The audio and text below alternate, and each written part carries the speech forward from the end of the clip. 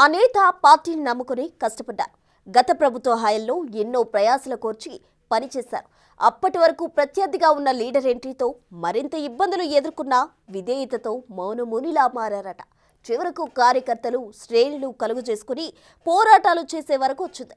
ప్రత్యర్థి పార్టీ నుంచి వచ్చిన నేత అధికారం కోసమే వచ్చారు తప్ప ఆయనలో పాత వాసన ఇంకా పోలేదని విమర్శలు వినిపిస్తున్నాయి. ఇంతకీ ఎవరా నేతలు, ఏమో కదా, వాచ్ ది స్టోరీ.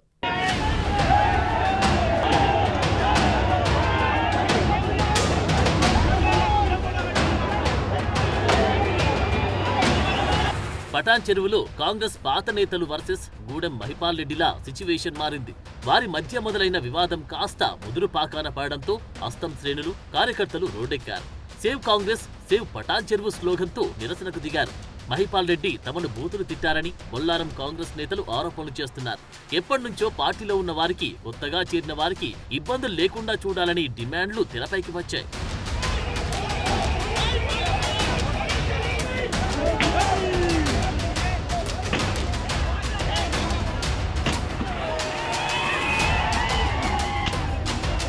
సంగారెడ్డి జిల్లా పటాన్ చెరువు నియోజకవర్గంలో కాంగ్రెస్ నేత కాట శ్రీనివాస్ గౌడ్ కు ప్రత్యేక పేరుంది. ఎంత కష్టమొచ్చినా పార్టీ కోసం నిలబడి క్యాడర్ కు తానున్నానంటూ భరోసా ఇచ్చేవారట. 10 ఏళ్ల పాటు బీఆర్ఎస్ అధికారంలో ఉండి ఇబ్బందులు పెట్టినా ఓర్చుకున్నారట. అప్పటి మంత్రి హరీష్ రావు, ఎమ్మెల్యే గూడెం మహిపాల్ రెడ్డి కలిసి శ్రీనివాస్ గౌడ్ ను ఇబ్బందుల పాలు చేసినా ఓర్చుకొని పార్టీ కోసం పనిచేశారనే పేరుంది. కాంగ్రెస్ అధికారంలోకి వచ్చాక ఎవరైతే తనను ఇబ్బంది పాలు చేశారో అదే నేత పార్టీలోకి ఎంట్రీ ఇవ్వడంతో పెద్దల నిర్ణయాన్ని శిరసా వహించారు. కారు పార్టీ నుంచి కాంగ్రెస్ లో చేరిన మహిపాల్ రెడ్డి ఇంకా బీఆర్ఎస్ నాయకుడిగానే కొనసాగుతున్నారని ఆరోపణలు వినిపిస్తున్నాయి.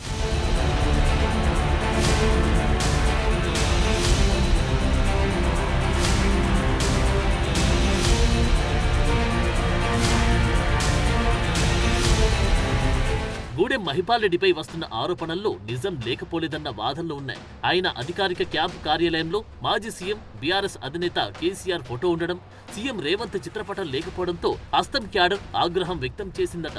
చివరకు పార్టీ ఆఫీస్లోనూ గులాబీ రంగు కుర్చీ వేయించుకున్న నేత తమపై పెత్తనాలు చెలాయిస్తున్నారంటూ వారంతా ఫైర్ అవుతున్నారట. సీఎం ఫోటో పెట్టడం ఇష్టం లేకపోతే కాంగ్రెస్ పార్టీకి రాజీనామా చేయాలని ఎమ్మెల్యే గూడెం మహిపాల్ రెడ్డికి కాంగ్రెస్ క్యాడర్ హితవు పలుకుతుందట.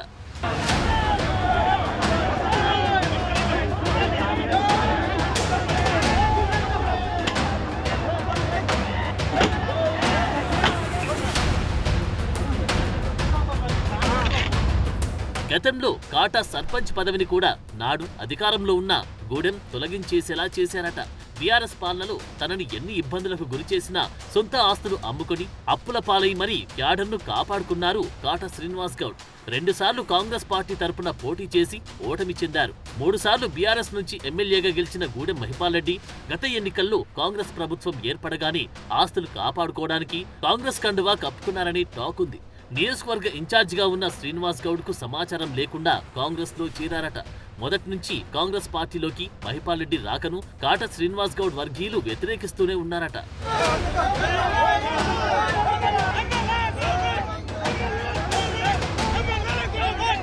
గూడెం మహిపాల్ రెడ్డి చేరికతో పటాన్ చెరువులో కాంగ్రెస్ పార్టీకి ఎలాంటి లాభం లేదనేది అక్కడ నేతల మాటగా తెలుస్తోంది. పైగా మాజీ మంత్రి హరీష్ రావుకు ఆయన బినామీగా ఉన్నారనే ఆరోపణలున్నాయి. పేరుకే కాంగ్రెస్ పార్టీలోకి వచ్చినా ఆయనకు కారు పార్టీ వాసన పోలేదనేది కాంగ్రెస్ క్యాడర్ మాటగా తెలుస్తోంది. ఆయన పార్టీ కార్యక్రమాల్లో అయిష్టంగానే పాల్గొంటున్నారు తప్ప ఇంకా బీఆర్ఎస్ నాయకుడిగానే కొనసాగుతున్నారని విమర్శలున్నాయి. వివాదం కాస్త ముదరడంతో పార్టీ పెద్దలు ఎలాంటి నిర్ణయం తీసుకుంటారనే అంశం ఉత్కంఠంగా మారింది.